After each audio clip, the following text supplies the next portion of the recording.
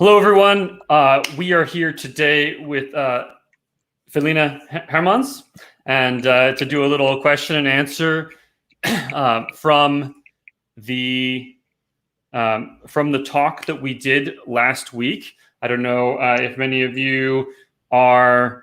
I hope that many of you were able to watch that talk. It was a lot of fun. I really enjoyed it, and we did get some questions from that to follow up. So we wanted to take this opportunity to talk with Felienne here. Welcome, Felienne, and thank you for joining us today.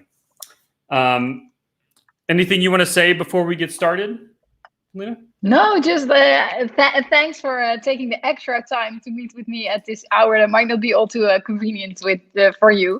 So I'm really happy we get to chat live, and I'm looking forward to all the questions. So bring them up. Awesome. Thank you.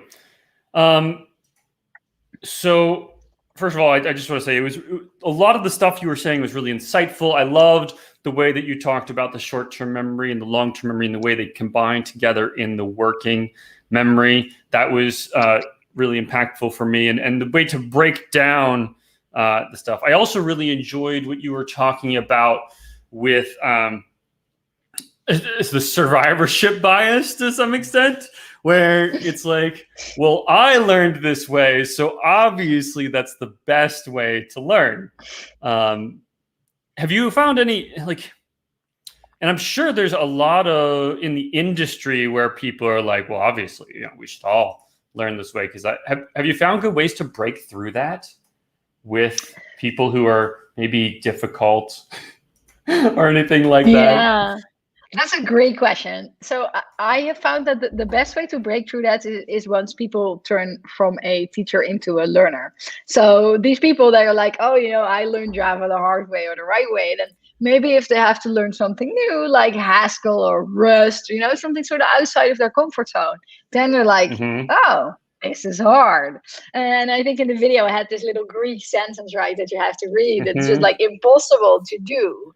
So I guess if you put people back in the seat of being a learner, even if it's learning something like really small, then you're like, gosh, this is hard. Oh, I see myself as, a smart person, but learning this really little thing is so hard. So if you have these kind of people around you, then teaching them something where they get to experience how hard it is to learn something sometimes can unlock this. Oh, it is really hard. Because this is also, I think, what's visible in my talk and in my book as well, is that once you know something, it is so hard to remember how it was when you didn't know the thing. Yes. That once it clicks, it's like you forget all the pain, right? You forget how hard it was. How does this not make sense to you? It's just perfectly clear. I mean, obviously, it's this way. Exactly. And another thing that people sometimes also, that helps them, is if you have a 5, 6, 7-year-old, if it's your own child or if you're caring for someone, then seeing them grow through the process of learning to read, and it takes like a year, and they really go, that's also where people start reflecting on, oh, I do this with so little effort and it is so hard to learn. But that is, of course, a little bit harder. Well, you can bring your child to your colleague and say, look how they're struggling. But that's a little bit harder than having them do something in programming. Yes. Yeah. No, I taught my son to read, and it was really interesting to walk through that process and see how we broke down the words, and just, the way we stepped through it, I found really enlightening. That helped me. I think it made me a better mentor and teacher when I'm working with my colleagues doing programming. Yeah, that makes total sense. Yeah, I want to address a couple questions we got in the follow-up Zoom call. And one of them was, is there a good sample repository of code to read for a coding club? That's a great question. So we get this question a lot. And the real answer is, it really doesn't matter. In the beginning, when we were setting up the code reading clubs, we were also very worried, like, oh, what should we pick? But in the end, we found out that it doesn't really matter what language you read, if it's long or short, what domain it is. So I would say don't worry about it. But if you go to our website, codereading.org, then we do have example code there that you can just grab that we used and it wasn't terrible. But that's by no means like an indication that that is the only code. We really find this. I know this sounds counterintuitive. It's like, oh, I want to pick the right code, but it really doesn't matter because it's very much about the strategy that you're applying. So if you take something like random from GitHub, that would also be fine. But if you're really worried, just go to our website. You can just grab example programs. We have example exercises with the programs as well. This saves you the effort of deciding. And this is all available for free and open source. Thank you. That's great. So this is a bit of a longer one. How to help learners cut out all the noise or all of the options and approaches. My last formal computer class was in 1982, mostly self-taught, and I can't imagine what it's like for learning programmers if I'm in dependency approach hell every time I want to pick up a new technique or use a new tool. So there's kind of a lot there, I think, but it's like, how do we strip it down better? You know, I think you answered some of that, but go ahead. Yeah, so I think this is a great question. And I think it's very much true that people like the question asker and myself as well, and maybe you as well, like we learned in the 80s, in the 90s, there was less to learn, right? There was just a few programming languages and the web was kind of simple. There was no front end JavaScript, just CGI scripts running on your server, right? So there was just less to learn. And then more and more came and we sort of learned with it. So I very much appreciate that this question asker is observant of the fact that it is harder now in some ways, that it is harder because like what programming language do we even start with? And what type of database do you want to have? A document store or a SQL database? Like, right. No, I just want to store something on a hard drive. I have no clue. So I do think that is something that is hard. And if you're guiding those people, it will be a little bit harder just for the sheer size of things. What I have found that is really helpful is doing a concrete project. So if there's anything, you have a junior in your team, maybe also if you're teaching your child or a coworker that doesn't have a background in computer science, if you pick really a concrete project and guide them through that, and then you make the decisions, right? Don't tell people, oh, it doesn't matter what programming language you pick, you just pick one. Say, this is the database, this is the programming language, this is the web framework that we're going to use. Just make these decisions. Cut out the crap, so to say, so that this person can really focus on what matters. Because otherwise, you know, this also happens, I guess, to you and me when we start new pet projects. Then for days you're just project. You get stuck in this. Do I use decision paralysis, decision fatigue, and you know? So I definitely see what you're saying there. A couple of things I want to point out. Like I love that you say build a thing, build a project. Because that, you know, it gives a lot of focus on, I don't have to do this perfectly the first time, but I do need to get it done. It has, you know, I have to make this work, right? Instead of it's so easy to get caught up in patterns and practices and all kinds of other things, is, you know, something I've noticed. So, yeah, that was a great answer. Thank you so much. Yeah, and one thing I want to add is that also if you do a concrete project, this also allows for the learner to decide what they think is interesting, right? So I am a big geek for programming languages. So sometimes if I teach children or students, I geek out about programming language. So I tell these 11-year-olds, children, like, look, it's so interesting because in Python, you don't have to put a semicolon there, but in other programming languages, did you know that you have to put a semicolon? It's really interesting because people design these languages and they all make different decisions. Very interesting. This is not interesting to children. Yes, this is also not interesting to undergrads, especially not if they're like not in a core computer science major. If they're in like biology or economy, they students also take my courses. They don't care about that. They just want to like sequence DNA or calculate compound interest.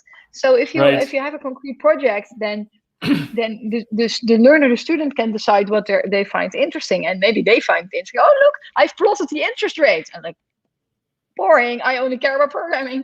But if this is what engages them, then that's really good. So that's another benefit of doing something concrete rather than having the programming languages geek tell you what's fun. Yes. Oh my. the way we can geek out. So here's another one from some of the attendees. Was from Josh, actually. How to maintain attention span when you're teaching reading, like for grammatical learning? What do you have any strategies used for that? Yeah, that's a great question. So it depends a little bit is whether you're talking about like managing your own attention span or managing the attention span of people you're teaching. Yeah, it's the students. Yeah, so that's a great one. So there's a bunch of different things that you can do to motivate students, and different people are motivated by different things. So there are some people that are really motivated by winning or getting points or getting stars or stickers or whatever, right? So if you really want to like memorize syntax, you can say, oh, let's make this into a competition, and we have leaderboards, and whoever gets the most X wins Y, right? That can really help. You have to like search a little bit, have your people antenna out to see what works for people. People are we know from research that people are very motivated by seeing progress. And initially, it's very hard to see progress because we just say, there's this vastness of things you have to know. So if you keep tally, even if it's not a competition, if people see that every week they're getting a little bit better, they're getting a little bit more keywords right, or they have more conceptual knowledge, then that we know that this acquiring of skills leads to motivation. So you can start with a little bit of interest. Maybe you have a little bit of motivation to learn, but then if you don't learn anything, you're like, this is hard, right? And you give up.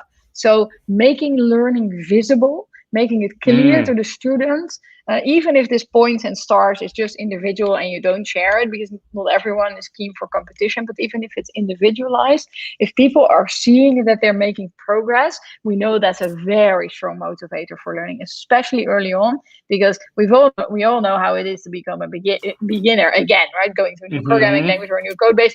And it's just shit. It's just not fun. And sometimes you're like, oh my God, I will not. So I'm like almost 40 and I have to learn a new language. I'm doing some Rust now. And I'm like, I'm too old. I'm too old for it. I don't think I can learn another programming language. And you sort of have to talk yourself out of that, right? You're like, no, this is ridiculous. Of course you can do this. But then seeing that you can build bigger programs, that you have a bigger vocabulary of syntax, I was like, now I know this. I didn't know that last week. So making learning visible is really the best thing you can do to help people gain their motivation. I love that. So like almost, you could do something along the lines of you showed them some code or something earlier on in the program and they have to they struggle through or they can't even figure it out, and then later on you say, hey, we showed you this earlier, and then give them the opportunity and they realize, oh my gosh, I completely understand this now. And that's almost it's a very defined way of showing progress. Like, you couldn't do this and now you can. So there's a great connect there. Yeah, definitely. And we have some of these exercises that are sort of lore in programming. Like you have code katas where you do the same exercise over and over again, and you throw away your code and you just feel that you're getting better from experience. We've been doing code reading clubs, actually. I did 2 clubs in a row with partly the same people. We did the same snippet of code in 2 consecutive sessions, and then I first thought, oh, this is not going to be fun, but it actually was very much fun, because firstly you pick up on different things, but also you're like, oh, hey, this isn't so hard. It was super hard last week and now it's still hard, but I'm learning something. So repeating exercises in a slightly different form can also, this is a great idea, a great example of how you can make learning visible. It doesn't have to be actual visible like with stars, just making it visible to the learner that they can do something now that they can't do before. And this is something that in learning for kids is very clear, right? First you can count to 10 and then you can count to 20, and there's many more numbers. And also with letters, of course, first you can do like only a name and then you can do 5 letters. And so this progression, what we call a trajectory, if it's very clear where this trajectory is going, that's important. And then it's also important for the student to know, like, where am I and what is there still to do? That's awesome. So I have a question. This may not be related, but I saw that you are working on a programming language called Hetty. Is that correct? Yes. I'd love to hear a little bit about that, because that interests me. It's for kids. Is that correct? Yes. Tell me a little bit about Hedy. I Yes, assume will do. it have to do with Hedy Lamarr or anything like that? Yes, it is named after Hedy Lamarr, Okay, actually. awesome. For people that don't know, Hedy Lamarr was a famous movie star, but also inventor. So I thought she's just like a super cool role model, because if you see pictures of her, then she looks very pretty. And this is 100 years ago that she was alive, and still, if you see her, you're like, oh, she doesn't look like an inventor. And actually, she invented one of the algorithms that enables Wi-Fi. So that's pretty good. Thank you, Hedy Lamarr, for that. So cool. So definitely, that's what the language is named after. And the idea of many of the ideas I talk about in my book for professionals are also incorporated in Hedy. So what we know, I talked about this in the talk as well, is that if you do too much, your brain gets cognitive load, right? Gets overloaded. So what I've seen with children, the language is aimed at 10, 11, 12-year-olds. We see that early on, they very often do block-based languages, like Scratch. You might be aware of this, or microbit. You have these Lego blocks that you fit together. So that works really well if children are young. But then at one point they wanna wear the big boy and girl pants, right? They're like, I'm big now. I don't want to do the kindergarten stuff. I want to do like real programming. So I had this. I was teaching children. Yes, exactly. That my little sibling plays. So I had this with like 10, 11, 12-year-olds. We have this cut in the Netherlands between elementary school and secondary school is at 12. So at 12, you're like, okay, now I'm big. I want to do text language. So it's like, sure, kids, no problem. We just do Python. Python is friendly language, so it should be fine, right? So, but then there's so much to get right. Like just having hello world on the screen. You have to do print. It has to start with a lowercase letter, not with an uppercase letter. Then Python crashes, right? Round bracket, quotation mark, hello world, quotation mark, closing brackets. That's a lot of effort. And that's just printing. That's something else, something like counting 1, 2, 3, 4. For a 10 or 12-year-old, this is not a very exciting program, right? It's like, oh, wow, I can do 1, 2, 3, 4.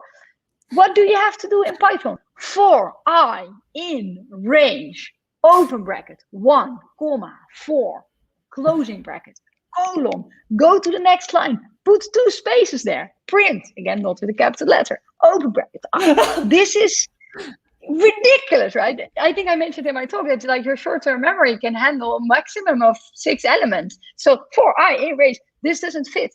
And then my kids I teach, they're even Dutch language kids. So range is a very hard word. Even like I don't have the muscles to say range. We didn't say that word. We would like pronounce it very differently. So non-English speaking kids have it even harder. So it's like, well, maybe we can make a language that has like less cognitive load, but that still has the power of Python or the power of becoming Python. And there, this natural language teaching is very important, because you notice if you've taught a 6 or a 7-year-old, they don't start with all the syntax rules, right? They just do a word. And it doesn't even have to be like horizontal. It's just like letters. And then very slowly, gradually, we add rules, right? First, it's like you do a little sentence, but the sentence is cat in tree. No articles. We don't do articles. Oh, never mind. We're happy if you do cat in tree, or cat walks, or dog eats. Good job, like well done. And then slowly you add rules, like you say, oh, from now on we start with an uppercase letter every sentence. Oh, from now on we add a period. Oh, now we can make long sentences, but then you have to use a comma. So that principle that we know from language teaching works really well. That is what we built into Hedy. So Hedy is a gradual language. This is how we call it. And every level has a different syntax. So the first level is just print, and then hello world, and it prints hello world. So no brackets and no quotes and nothing. And then slowly we add, in the second level, we add variables, but then there's no syntax around variables. So you just do name is Michael, is with the word is, name is Michael. And then you can do so print hello name. No brackets, no comma. So there's really like some, like I have a degree in software engineering, right? So I can build complicated grammars. So we do all this magic behind the scenes so that you can mix strings and variables without syntactically having to indicate, like we do that behind the scenes. And then slowly, like the next rule, we say, okay, from now on you have to use quotation marks. And then every level we add a rule. So we make the syntax stronger and stronger. And we know from, as I said, from natural language learning that this lowers cognitive load, because at every level it's sort of manageable and your attention is focused Hmm. on learning one thing, and then you learn the next thing and the next thing. And we also localized Hedy because we saw the Dutch kids really like struggling Oh. with English Hmm. words, because it makes sense, right? I mean, you hear my English, this is clearly not my first language. And then for You're 12-year-olds it's fantastic, but yes, harder. go ahead. I know what you mean. Yeah. Yeah, it's really hard. So we've also localized. Hedy is also, by the way, free and open source, available on GitHub. And with Awesome. community effort, we've now translated into 11 different languages, including Wow. Swahili and Mandarin, which I haven't built, So of course, cool. but that was community effort. So that is also very, very comfortable. And this is something that, people from the US often overlook, how hard it is for us non-English speaking people to do stuff in English. Like, Absolutely. I just give the example of a for loop. Like, that word for, it's such a bad word, because for, it means also for. And then you have, very often you have the example of drawing a square, 4i in range. And then seriously, kids will think the next thing is 5i in range. This makes sense, right? This makes so much Right. sense. For is a very, very bad word. It doesn't really like work really well. And also in terms of syntax, like, one more thing about natural languages and syntax is, in my language, an if statement doesn't sound proper, because in my language, in Dutch, we don't say if x is 5. We say if x5 is. This is how Oh, my grammar works. So if gotcha. x is 5, it's sort of, it's just like work very well in my brain. Right. Uh, so there's lots of linguistic like tricks that are very English focused. So the fact that we've localized the language to different natural languages is also very, very friendly, because this is something that Dutch kids struggle with a lot. Like, I only learned how to pronounce the word array when I was already in undergrad, because I learned it from a book and I thought it was arai. I didn't know. When I was in university, I was like, oh, Right. that's how you say it. Oh, that's nice. So this whole English isn't for you English speakers. It's not as easy as you think it is. It's actually quite hard if you don't know it. Much respect. Much respect for the So non-English speakers that's learning handy. that. And as I said, it is free and open source. So if you want to check it out, we are live on www.headycode.com, and we're on GitHub as well. If there are languages you speak that we haven't yet had, then we would love to have more translations. So cool. Thank you. I really appreciate you talking about that. Something else that came to mind as I was watching the talk. So you talk about reading, like a book, and you also talk about like playing music from sheet music, right? They're the kind of two primary comparisons you draw, and you kind of draw the comparison to code. And one of the things that in my mind that I kind of saw as different was code is the one where we are most focused on producing. We do a lot of reading, but of all of those, we're most focused on producing the code. Like, we don't really. Sometimes we do, but don't often read read code for pleasure, right? Whereas we read a book for pleasure, or we might read something else just to get that information, and we might play the sheet music. When I thought about it, I thought about playing music is very similar to like the compiler doing Executing, that yeah. job for, that's a whole other thing. And I didn't know if you wanted to expand at all on those comparisons and how they're different, or if there's anything we can draw from there. That, I don't know. That's kind of a ranging question there. There's not a specific question. It's just something that came to mind. It's a great question that probably we could jam on, to say in musical terms, Sure. for a very long time. And I think I think it has a lot to do with capitalism. Like, wait, where I'm going with this.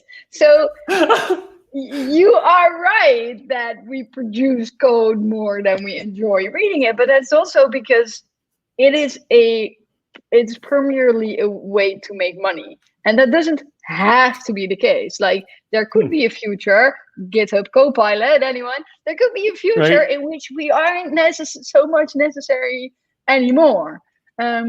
So in music, I think that for some people it is a career, but for many other people it is a hobby. It's just because it's not such a good career, right? There just isn't enough music needed in the Right. world such that it is a career for many people. Apparently, we, the 7 billion of us, have decided that we need many softwares and not many musics. So I think that is like, at least it's not everything of it, but it's definitely part of it, that for most of us that engage with code, it is a means of productivity and a means of profession. Whereas, of course, there are whole subcultures. They're smaller, but there are many subcultures in which people just like write code for fun. There's this subculture that I'm very much in love with, that maybe you heard of. It's a subculture called algo rave. So these are like hardcore parties where people go to dance, but the DJ is a programmer.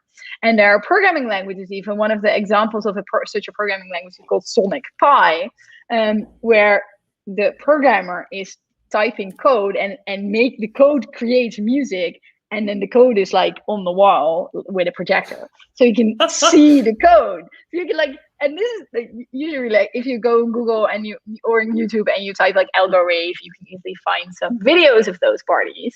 I will have to check that out. See like, there you have this very different vibe, because the programmer is not like creating in the sense that we are creating, and people are like, I've been to such parties, it's really cool. Like, watching the code is so interesting from many different perspectives. Like you can sort of like see where the programmer DJ is going, but also like seeing their movements is interesting. It's like it's also interesting to see like Jimi Hendrix play the guitar or something.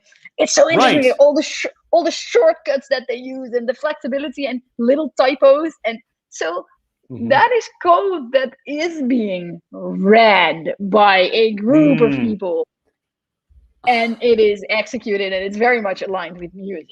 So I think, I mean, your observation is 100% correct, but that is also because the man makes us make the code, and we're not having the fun that we could have if there wasn't cats. This is my rant. Thank you very much. I love it. That was so interesting. I was totally unaware that existed, and I'm gonna have to check that out now. Yeah, it's so cool. Like, if we can ever have big indoor parties again with thousands of people, then definitely go check out an algo rave close to you, because it is so awesome. I will have to do that. So we have 3 minutes left. I want to make sure that I give you a chance to cover anything that you want to talk about before the end here. And yeah, I really appreciate your time, and I don't want to take any more than you already have given. So. Well, it's a super fun chat. So if I can just point out a few things that clearly we've already talked about.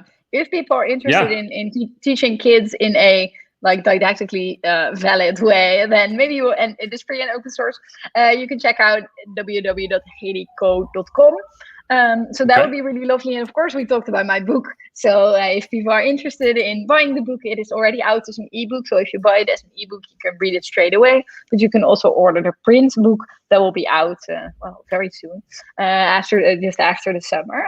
If you go to felienne.com/book, then you can buy it there. So those are the main things in my life. Well, I wrote a book and I made a programming language. So clearly, those are the most important things to talk about for me. Of course, yes. I'm sure those take a big portion of your time. Yeah. Yes. Oh, I'm just looking through some of my notes, and there's so much interesting stuff, and I just really appreciate your time.